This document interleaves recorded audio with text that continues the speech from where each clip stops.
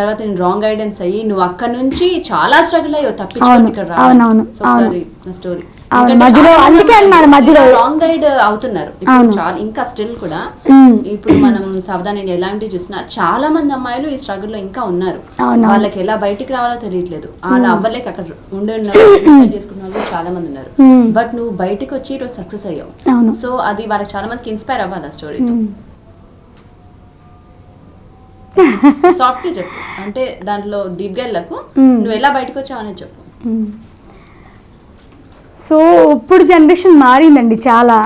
Friendship అనేది ఇప్పుడంతా casual కలిస్తే హాయ్ ఏ బాయ్ బ్రో అంతవరకే ఉంటున్నారు. అప్పుడు నేను అలా కాదు, డీప్గా నమ్మి నా క్లోజ్ ఫ్రెండ్ మావయ్య నాకు హైదరాబాద్ వచ్చినప్పుడు ఇలా అసిస్టెంట్గా చేయకముందు అక్క వాళ్ళ ఇంట్లో ఉన్నాను కదా, అప్పుడు నేను ఇలా ఉండలేను ఆ బాధలో. అప్పటికీ నాకు ఇంత డిప్రెషన్లో ఉండి బాధలో ఉండి అంతలా ఉంటే జాబ్ ఇప్పిస్తాడని ఒక ఆశతో ఇచ్చేస్తే అక్కడి నుంచి నాకు అప్పుడు తెలీదు ఈ నాంపల్లు ఇలా బొంబాయి రూట్స్ బస్సులు తెలియవు, హైదరాబాద్ వెళ్ళాలంటే ఎన్ని బస్సులు ఎక్కాలి కూడా తెలియవు, అలా ఉండేదాన్ని. ఆ మధ్యలో ఏం చేశారంటే జాబ్ ఇప్పిస్తానని చెప్పి ఇక్కడి నుంచి నన్ను పూనా కండాల పనివిల్లు తీసుకెళ్లారు. ఏంటంటే ఇక్కడ అమ్మాయి జాబ్స్ చేయాలి, జాబ్స్ ఉంటాయి అని చెప్పేసి.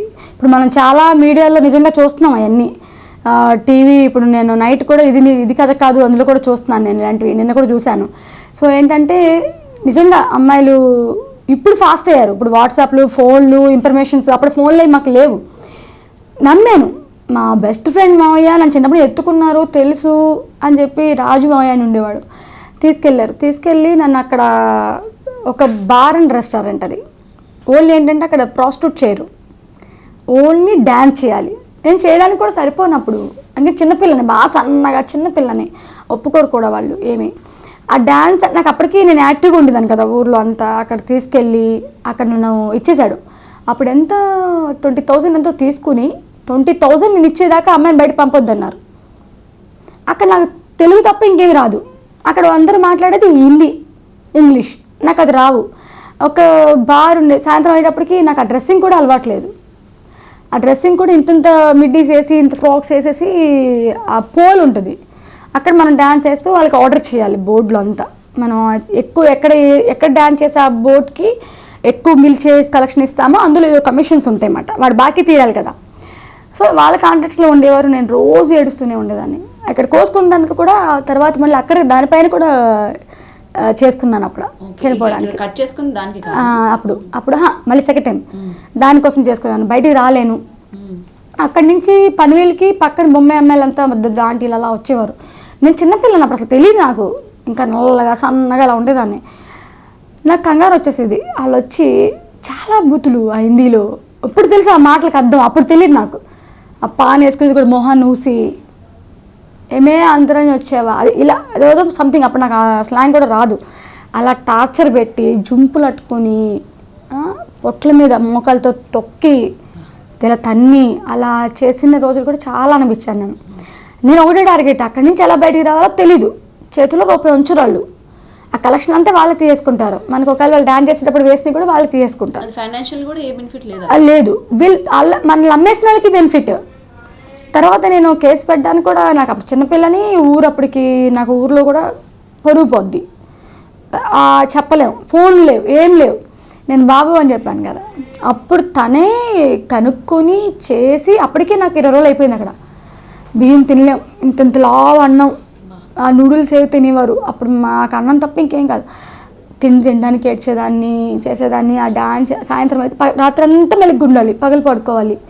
చాలా నరకం అనిపించాను అక్కడైతే. నేను మామూలు నరకం కాదు, చెప్పలేను కూడా అసలు. ఏంటంటే చూస్తేనే అయ్యయ్యో అనిపించే అంత నరకం అప్పుడు అది. ఆ అమ్మాయిలు వచ్చి ఎక్కడ పడితే అక్కడ తన్నేవారు. అంటే ఆంధ్ర అమ్మాయిని ఎక్కువ ఇష్టపడేవారు అక్కడ. వాళ్ళు మాకు ఎక్కువ టిప్స్ ఇస్తుంటే వాళ్ళకి కోపం కదా, బొంబాయి నుంచి వచ్చే వాళ్ళకి. వాళ్ళు నన్ను చాలా దారుణంగా దెబ్బలు తిన్నాను నేను అక్కడే. ఒక గదిలో ఒక 15 మంది అలా పాడేసేవారు. ఒక మూల కూర్చుని తెల్లవారులు ఇలా కూర్చుని ఏడ్చేదాన్ని నేను. అసలు బయటకు దాక్కుని డాన్స్ చేయకుండా దాక్కుంటే కూడా బాత్రూమ్ నుంచి కూడా జుంపు పట్టుకుని లాక్కొచ్చి చేయమని చాలా అనిపించాను అవన్నీ. అక్కడి నుంచి మా వాళ్ళు పట్టుకొని అమ్మాయిని అడిగి, మా అమ్మమ్మ జాబ్ కదా పంపించింది, పాపం టవల్ ఇచ్చి పంపించింది మర్చిపోతున్నానని. అది బెంగ పెట్టేసుకుంది. నా మనవరాళ్ళ చేతికి నేనే ఇచ్చాను టవలో, వెళ్ళిపోయింది, కనబట్టలేదు మనిషి. వాడి తర్వాత ఊరిల్లాడు. లేదు ఇంకప్పుడు ఫోన్లు లేవు, ఏం లేవు. తర్వాత 20 daysకి నాకు దేవతలాగా ఒక అమ్మాయి, మల్కీపురం అమ్మాయి, పల్లవి అని, ప్రవల్లిక అనుకుంటా, కూడా పేరు కూడా గుర్తులేదు నాకు. ఆ ఓనర్ గారు కీప్ తెలుగు అమ్మాయి వచ్చింది. మా రూమ్లో లేదు, ఎందుకు ఆవిడ పెద్ద హెడ్ అంట అక్కడ, నాకు తెలియదు. అమ్మాయి చిన్న అమ్మాయే. ఆ అమ్మాయి చాలా మంచిది. ఆ ఓనర్ కూడా చాలా మంచి ఆయన, కానీ అక్కడ ఉండి వాళ్ళు మంచి వాళ్ళు కాదు. ఉన్న ఆయన కేరళ ఆయన. అక్కడి నుంచి మళ్ళీ ఆవిడ మాట్లాడి, ఆవిడ నాకు ఎప్పుడు కనిపిద్దని ఆశ, మాట్లాడుకోవాలి అనుకుంటారు కదా వీళ్ళంతా. నాకు అర్థమవుతుంది, మాట్లాడలేను. అయ్యో వచ్చిందంట, ఎవరో ఆవిడతో మాట్లాడాలి, తెలుగు అమ్మాయి అంట. ఇంక టెన్షన్లో ఉందనమాట. మా రూమ్ 5 అంతస్తు బిల్డింగ్ ఉండేది, నేను 3rd floor, కింద గ్రౌండ్ ఫ్లోర్లో ఈ డాన్స్ అంతా ఉండేది. ఎప్పుడు కింద దిగాలి, ఆవిడ కిందే ఉంటుంది, ఆవిడ పర్సనల్ బెడ్రూమ్లో, బయటికి రాదు. నాకు టెన్షన్. ఇప్పుడు రాలేదు. ఆవిడ కిందకు వచ్చి మేము డాన్సింగ్ టైంలో అది గొడవ అయింది, వేరే అమ్మాయి అయితే గొడవ అయింది. అప్పుడు ఈవిడ ఆ గదిలోంచి బయటకు వచ్చి వాళ్ళని ఒక్కడ పీకినప్పుడు చూసా, తెలుగులో తిడుతుంది, హిందీలో తిడుతుంది. ఇంక నేను ఒకటే వెంటనే ఇంకా ఏడుపుతోనే పట్టేసుకున్నా, పుణ్యం ఉంటుంది నన్ను ఎలాగైనా మా ఊరు పంపించండి అని. అసలు అవ్వలేదు, వాళ్ళు చెప్పుకోలేను కూడా. ఇప్పుడు చాలా ఏడ్చేసాను, చాలా పట్టున్నాను. అసలు ఏంటి నువ్వురా అని చెప్పేసి లోపల మాట్లాడితే ఇలా అమ్మేశారండి నన్ను, నాకు ఇలా ఇష్టం లేదు అసలు, నేను డాన్స్ కూడా చేయాలనుకోవట్లేదు, మా అమ్మని చూడకుండా ఉండలేను, ఇప్పుడు నేను రాలేదు అని ఫుల్ ఇంకా ఏడ్చేసి తిండి కూడా లేదు. మీరు ఒక సినిమా కూడా తీయొచ్చు, మీరు తెలుసా ఆ స్టోరీ. నా దగ్గర రూపాయలు లేకపోతే ఆ అపార్ట్మెంట్లో ఉన్న అమ్మాయిలంతా నాకు కట్టవలసిన 20,000 ప్రతి ఒక్క అమ్మాయిని ఇంటికి వెళ్తుందని ప్రతి ఒక్కరు డబ్బులు వేశారు. డబ్బులు వేసి ఆ డబ్బులు కట్టి అమ్మాయి నాకు బస్ టికెట్ తీసి హైదరాబాద్ వెళ్ళి, నాకు హైదరాబాద్ వచ్చినప్పుడు కూడా అసలు ఏం తెలియదు, అసలు ఎలా రావాలి కూడా తెలియదు. ముందు నువ్వు అందరికి వెళ్ళిపోవు అనేసి అందరూ ఓనర్ పార్ట్నర్ ఉన్నాడు కదా, ఓనర్ మంచోడే, పార్ట్నర్ మంచోడు కాదు, వాళ్ళకి డబ్బులు కట్టించి వెళ్ళిపోమన్నారు. నాకు డబ్బులు ఇచ్చారు అందరూ, అమ్మాయిల జాకెట్లను తీసి నాకు ఇచ్చి. అప్పుడు కూడా నాకు ఒకటే అనిపించింది, శరీరంతో తప్పు చేసింది వేరు, మనసుతో తప్పు చేసింది వేరు. వాళ్ళు కూడా పాపం ఏ ప్రాబ్లమ్స్తో చేస్తున్నారు, కానీ నన్ను ఇబ్బంది పెట్టలేదు. నన్ను ఓన్లీ డాన్స్, చిన్నపిల్లలు కదా ఓన్లీ డాన్స్కి పెట్టారు.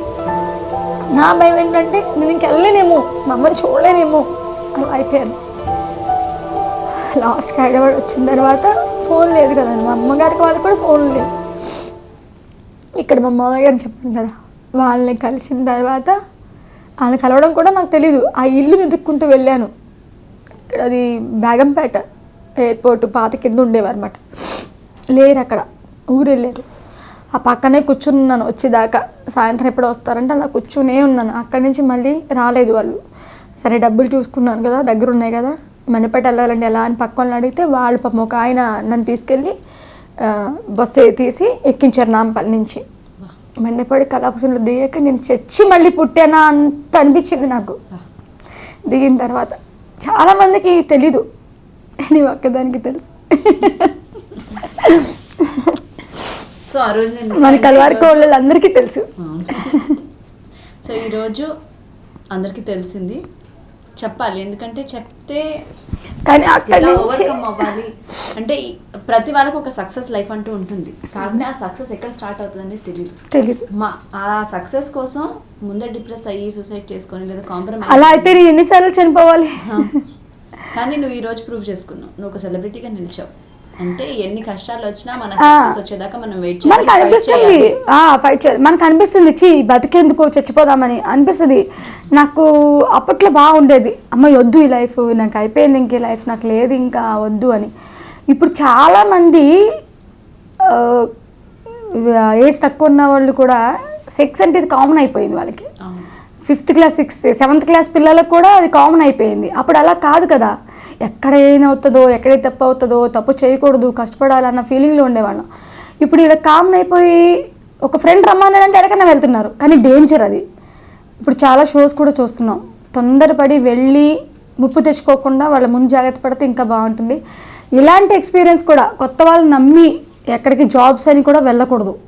నేను ఆ ఎక్స్పీరియన్స్ చదువు లేక ఇదైపోయాను. ఇప్పుడు జనరేషన్ చాలా ఫాస్ట్ అయిపోయింది కాబట్టి వాళ్ళు ఓకే క్యారీ చేయగలరు అనుకుంటా, కానీ ఇంకా నేను చాలా చాలా మిస్ అవుతున్నాను. అంటే అన్నీ చెప్పుకోవడానికి లేదు కదా, సో చాలా మిస్ అవుతున్నాను, చాలా పడ్డాను. ఇవన్నీ ఇప్పుడు నేను మ్యారేజ్ చేసుకోవాలన్నా, ఇవన్నీ చెప్పాలన్నా చెప్పాక తను ఎలా ఉంటాడో కూడా తెలియదు. ఇవన్నీ చూసినా కూడా ఇంకోలా మిస్టేక్ చేసుకుంటారు. నేను దానికోసమే కొంచెం పెళ్లి చేసుకోకుండా ఉండడం కూడా, చెప్పకుండా అయితే నేను ఉండలేను. నేను మీరందరికీ ఇంత ఉంటే అంతలా చెప్పేసుకుంటూ ఉంటాను, మనసులో ఏం దాచుకోలేను. సో అవన్నీ ఎందుకు తలనొప్పులు. అంటే మంచి మనసు ఉన్న వాళ్ళకి ఎప్పుడు మంచి జరుగుతుంది. కష్టాలు దేవుడు అందరికి పెడతారు, బట్ సక్సెస్ కూడా చూపిస్తాడు. నీ కష్టాలు పెట్టాడు, నీకు సక్సెస్ చూపించాడు. నువ్వు ఫ్రీ అండ్ ఫ్రాంక్. అవును, ఏదైనా ఓపెన్గా చెప్పేస్తాను, నీ మనసులో దాచుకో. ఇప్పుడు ఇంటర్వ్యూ చూసిన వాళ్ళకి నీ లైఫ్ అంతా తెలిసింది. సో నీకు వచ్చిన వాడు ఎవడైనా సరే నీ గురించి అంతా తెలిసే వస్తాడు. అలా తొందరలో వస్తాడు అని కోరుకుంటూ వస్తే ప్లీజ్ ఎవరు మళ్ళీకి నచ్చిన నాకు మీకు తను సూట్ అవుతుంది అని అనిపిస్తే నాకు మెసేజ్ చేయండి. నేనే స్వయంగా మీ పెళ్లి చేస్తా. ఒప్పించి మీ అమ్మని తీసుకొచ్చి ఒప్పడమే కాదు అమ్మ, చికెన్ మటన్ ఏది కావాలో వండి పెడతాను. వెళ్ళొద్దు చేస్తా. చేసిన తర్వాత చెప్తావు, థ్యాంక్ యూ చెప్తావు ఇంటికి వచ్చి. ఇప్పుడు దాకా ఏడ్పించేస్తాను, నేను చాలా ఏడ్పించాను. అయ్యో లేదు, నాకు గుండె బరువు తగ్గిపోయింది. కాసేపు నాపిస్తాను. ఓకే, ఇంకొక ఫైర్ రౌండ్ నేను అడుగుతాను. అడిగేదానికి అడగని చెప్పాలి. అడగగానే కానీ అసలు గజని ఎదుర్కొంటానేమో చెప్ప. సరే, ఫస్ట్ క్వశ్చన్. ఒక అబ్బాయిని చూసి వావ్ చాలా బాగున్నాడు అనిపించి ఫస్ట్ క్రష్ వచ్చిన అబ్బాయి. నన్ను ఇష్టపడ్డారు కానీ నేను ఎవరిని ఇష్టపడలే, మొగరాయిలో ఉండేదాన్ని కదా. మొగలతో ఎక్కువ ఫ్రెండ్షిప్ నాకు, అమ్మాయిల ఫ్రెండ్స్ తక్కువ. ఊర్లో కూడా హసీనా, కవిత తక్కువ. ఇక్కడ కూడా నాకు స్వాతి, అంజలి, సచ్చ, ఇప్పుడు రూప పైన ఫ్రెండ్ అంతే. ఇంక మన టీవీ సీరియల్ వరకు అది వేరే. అబ్బాయిలంటే నాకు సరే, ఏ హీరోలా ఉండాలనుకుంటున్నావు నీ డ్రీమ్ బాయ్? మనసు మంచిగా ఉండు చాలు. హీరో వద్దు. హీరో ఫ్యాన్ అంటే నేను పవన్ కళ్యాణ్ ఫ్యాన్, సో అది ఓకే. ప్రభాస్ హైట్కి నచ్చుతాడు ఓకే, బట్ కానీ మొగుడు అనేవాడు అన్నం కోరుకోకూడదు. మనసు బాగుండి 3 పూట్ల ఫుడ్ పెట్టాడైతే చాలు. అంటే ఈడు చోటు బాగుండాలి పక్కన, అంతే. మళ్ళీ క్వశ్చన్. First remuneration 1500. 1500 1500 చాలా ఇయర్స్ అయిపోయింది. స్టార్టింగ్ నుంచి అంతే, 1000, 15 ఇప్పుడు 5 అలా. సూపర్. త్వరలో 10 దాకా వెళ్ళాలని, 30 days బిజీగా ఉండాలని. 20 days చాలు బంగారం, 15 days అయినా చాలు బంగారం. సో ఇక్కడ ఒక వైన్ బాటిల్, ఇక్కడ ఒక జ్యూస్ బాటిల్ పెట్టుకుంటే ఏది తీసుకుంటాం? దీన్ని మానేశాను. అంటే ఫస్ట్లో నాకన్నా ఎక్కువ కూడా ఎవరో టేస్ట్ చేసి ఉంటారు. అంటే డిప్రెషన్స్కి. సో అదేంటే నాకు నేను ధైర్యంగా ఉండాలి అంటే ఒక్కదాన్ని తప్పేది కాదు. ఇంకా ఫ్రెండ్స్ కూడా అలాగే డిస్కోస్కి వెళ్ళి ఎక్కడికి అలా ఉండేది. ఇప్పుడు ఆ స్మెల్ కూడా పడట్లేదు. సో రెడ్ బుల్ కానీ, లిమ్కా కానీ, థమ్స్అప్ కానీ తాతాను. సరే, మల్లికాకి బాగా ఇష్టమైన ఏంటి? నాకు బాగా ఇష్టమైందా, నన్ను ఫ్రీ బోర్డ్లో వదిలేయాలి. అంటే నువ్వు వచ్చేయద్దు, ఇచ్చేయద్దు, ఇలా ఉండొద్దు. నేను రాంగ్ చేయను, రైటే చేస్తా, కానీ ఎందుకు అలా వెళ్తున్నావు అంటే అలాగే బుద్ధి వస్తుంది నాకు. సో అలా ఏం అనొద్దు, నన్ను ఫ్రీగా వదిలేస్తే నేను చాలా హ్యాపీగా ఉంటాను. అమ్మతో ఉంటే ఇంకా హ్యాపీగా ఉంటాను. సో మల్లికని ఇప్పుడు నువ్వు ఒక్క ఛాన్స్ ప్లీజ్ అని ఎవరినైనా అడగాలి అనుకుంటే ఎవరిని ఏం అడుగుతావు? నేను మీరు యాంకర్గా వచ్చారని కాదు, అందుకు మాట్లాడలేదు. నేను ఇప్పుడు నాకు మళ్ళీ ఒక ఛాన్స్ కావాలి, మళ్ళీ ఒక గుర్తింపు కావాలి, అలాంటిది అడిగితే నా ఏట సత్యనారాయణ గారినే అడుగుతాను నిజంగా. ఎందుకంటే అలాంటిది నా ఏట మళ్ళీ గుర్తింపు కనపడలేదు. ఇప్పుడు సినిమాలు చేసినా కూడా ఏదో మూల ఒక రోజు ఉంటాం, 2 రోజులు ఉంటాం అంతే తప్ప డబ్బుల కోసం చేయాలి ఇంక, అంత తప్ప ఆ పేరైతే రాదు. నేను అడిగితే సార్ని అడుగుతా, సార్ ఒక ఛాన్స్ మళ్ళీ ఇంకోటి తీయండి సార్. కాదు అది కాదు, ఒక ఛాన్స్ ప్లీజ్ ఏమన్నా అది కూడా ఒక్క నిమిషం, ఒక్క అవకాశం ఇస్తారా ప్లీజ్. నువ్వు బాగా టేకులు తీసుకొని నిన్ను బాగా తిట్టిన కొట్టిన డైరెక్టర్, నీ మనసులో అలా కోపంగా ఉండిపోయిన డైరెక్టర్ ఎవరు ఉన్నారు? కోపంగా లేదు కానీ నేర్పింది మాత్రం ఆయన మాధవ్ సార్. మన కలవరి కూడలికి నన్ను ఫస్ట్ మొట్టి మొట్టి మొట్టి నన్ను కళ్యాణి కొత్త నేను కొత్త కదా, అబ్బా ఇద్దరికి ఇచ్చేవాడు. ఆయన డైరెక్షన్ యాక్షన్ అనగానే చేసేదాన్ని. ఆయన వెనకాల ఉన్నాడంటే యాక్షన్ వచ్చేది కాదు నాకు. సార్ మీరు ముందుకు రండి, సార్ మీరు ముందుకు రండి అనే దాన్ని. వెనకాల స్టప్ మీకేవారు. అసలు నాకు అది మాత్రం భయం ఉండిపోయింది. రీసెంట్గా గుడి జరిగాలని థ్యాంక్ చేశాను ఆయనతో, అప్పుడు కూడా నా భయం అలాగే ఉండిపోయింది. అమ్మో ఉన్నారా, వెనకాల ఉన్నారా, ముందు ఉన్నారా, ఇంతే. ఇప్పటికీ అలాగే ఉన్నారు ఆయన, ఇప్పటికీ అలాగే ఉన్నారు ఆయన. అమ్మో అదొక భయం ఉంది. నీ లైఫ్లో నీకున్న పెద్ద ఎనిమి, ఇప్పటికీ వాళ్ళని చూసి కోపం వచ్చే ఒక పర్సన్ ఎవరైనా ఉన్నారా? స్టార్టింగ్ నేను కృష్ణానగర్ ఇలా వచ్చినప్పుడు చిన్న రూమ్లో ఉండేదాన్ని. నాకు అప్పుడు చిన్న చిన్న కొంచెం గ్యాప్ టైం పడుతుంది కదా, మధ్యలో గ్యాప్ ఉన్నప్పుడు ఇంట్లో మేకప్ వేసుకుంటున్నా. స్టేజ్ ఆర్టిస్ట్గా వెళ్దామని షో ఉందంటే వాళ్ళకి రాలేనండి, నేను చేయలేను, నా భయం అని చెప్పేసి వెళ్ళలేదు. ఇంట్లో కూర్చొని మేకప్ వేసుకుంటే సడన్గా వచ్చి తీసుకెళ్దామని వచ్చారు ఒక ఆయన, పెద్దవాళ్ళే వాళ్ళు, పేరు పెట్టలేదు. వస్తే మేకప్ వేసుకుంటున్నప్పుడు చూసి నువ్వు ఇంతే ఇంట్లో మేకప్ వేసుకుని అద్దాల్లో చూసుకోవడం తప్ప స్క్రీన్ పైకి రావు అన్నారు. నువ్వు చేయలేవు, ఇంకా నీకు ఇంతే, ఎప్పుడు ఏడుస్తూ అద్దం ముందు మేకప్లో చూసుకోవడం తప్ప నువ్వు యాక్ట్ చేయడానికి పని చేయవన్నారు. అన్న మనిషికి నేనేంటో చూపించాలన్న పట్టుదల కూడా పెరిగింది అప్పుడు నాకు. అది కోపం ఇప్పటికీ ఉంది. మనిషి ఆడ కనిపించకుండా ఇలా చూస్తా, అసలు మండిపోతుంది నాకు. ఇప్పటికీ పెడతారు, కానీ ఇప్పుడు ఆయన షూటింగ్స్ లేవు, నాకు షూటింగ్స్ ఉన్నాయి. సూపర్. ఆయన షూటింగ్స్ లేవు. నేను గణపతి కాంప్లెక్స్ కడ చూస్తూ ఉంటాను ఒక్కొక్కసారి. నేను చూస్తే మళ్ళీ పలకరించాలని నేనే చూసి కూడా పక్క వెళ్ళిపోతాను. నాకు నచ్చదు. ఇప్పుడు మనకి ఎవరైనా ఎంకరేజ్ చేసే వాళ్ళు మన చుట్టూ ఉంటే మనం పైకి వస్తాం. ఎంకరేజ్ టైంలో తొక్కాలని చూసి వాళ్ళు పక్కన పెట్టుకుంటే ఇప్పుడు తొక్కేసి వాళ్ళు లెగుస్తూ ఉంటారు. సో మనకి ఎందుకని ఇంకా వదిలేసాను. Thank you so much Chenchu. Thank you అమ్మడు. నిజంగా చాలా హ్యాపీగా ఉంది. నాకు చాలా హ్యాపీగా ఉంది టైం స్పెండ్ చేయడం, నాతో అన్ని షేర్ చేసుకోవడం. నేను అసలు ఇంకొంచెం ఫీల్ అయ్యాను, కానీ బట్ నీకు మొత్తం చెప్పేసుకున్నాను కదా, ఇప్పుడు కొంచెం నాకు ఫ్రీ అయిపోయింది. కొన్ని మర్చిపోయాను కూడా గుర్తు చేసావు నాకు చాలా. నేను ఇంకా మర్చిపోయినా అంటే పడ్డ కష్టాలన్నీ మర్చిపో అంటే ఉంటాయి. సో కానీ అది బయటకు తీయట్లేదు, వదిలేసాను ఇంకా. యాక్చువల్లీ ఇంకోటి చెప్పాలంటే ఇప్పుడు తమ్ముళ్ళకి కూడా అవన్నీ తెలియవు. అప్పుడు చిన్నపిల్లలు కదా, ఇప్పుడు తెలిసింది అవన్నీ. ఇప్పుడు అడుగుతారు వెళ్ళిపోయాక ఇంత జరిగిందా, ఇలా జరిగిందా అని. నిజంగా ఎవరికి తెలియదు. అమ్మకి ఇంకా వాల్యూ పెరుగుతుంది. పెరిగితే పర్లేదు. నాన్న అమ్మగారు అంతా తెలుసు, చిన్నమ్మకి అత్తయ్యలకి అందరికి తెలుసు. వీళ్ళకి చెప్పలేదు పిల్లలకి. అంటే నువ్వు ఒక మదర్ లా కదా, సో మదర్స్ ఎప్పుడైనా మన మదర్స్ ఫాదర్స్ ఎంత కష్టపడ్డారో తెలిస్తే పిల్లలకి వాళ్ళ మీద ఉన్న వాల్యూ ఇంకా పెరుగుతుంది. అవును. సో నీకు ఒక మంచి ఫ్యూచర్ రావాలని, పెద్ద పెద్ద సినిమాలు పడాలని, డెఫినెట్ గా నా బ్యానర్ లో నువ్వు మళ్ళీ యాక్ట్ చేయాలని నేను కోరుకుంటున్నాను. నేను కూడా అదే చెంచు లాంటి క్యారెక్టర్ కావాలి నాకు. ఓకే, అదే అది మా ఫ్యాన్స్ కి ఇంకా బోర్ కాలేదు. నిన్నే పెట్టుకుంటే డబ్బింగ్ చెప్పాలి. ఒంట్లో బాగాలని చెప్పండి. ఆయన ఇప్పుడు లేరు కదా, తీర్థాలు ఏమి లేవు కదా, వాయిస్ బాగానే ఉంటుంది. చెప్తాను. So much thank you so much. చాలా హ్యాపీగా ఉంది. మీకు కూడా.